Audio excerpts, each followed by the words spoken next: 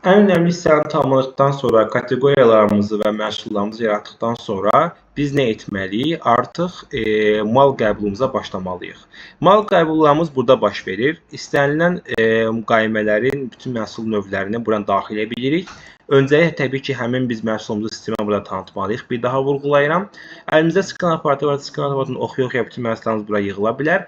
Əgər ki, default olaraq oxuyuram. Misal üçün mənim hal-hazırda anbarıma A4 gəlib. A4 məhsulundan 10 ədəd məhsul daxil olub. Onunla bərabər misal üçün AirPods gəlib. AirPodsdan 1 ədəd gəlib. Hamısının giriş qiymətlərini təyin eləmişəm də avtomatik gəlib burada. Amma bunu istəsək dəyişə bilirik qiymətini. Heç bir fərqi yoxdur.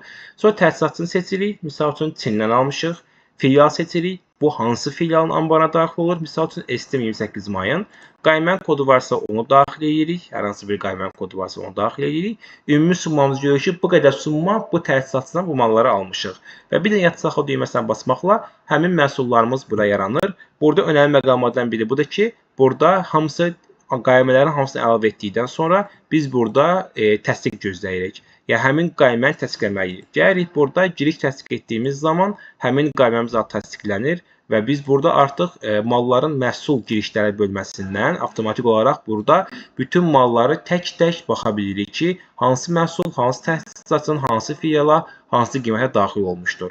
Və bizim anbar girişimiz bundan ibarət olur. Həmçinin burada anbar qalıqları bölməsindən biz hər məhsulumuzda nə qədər anbarımızda olduğuna nəzarət edib görə bilirik.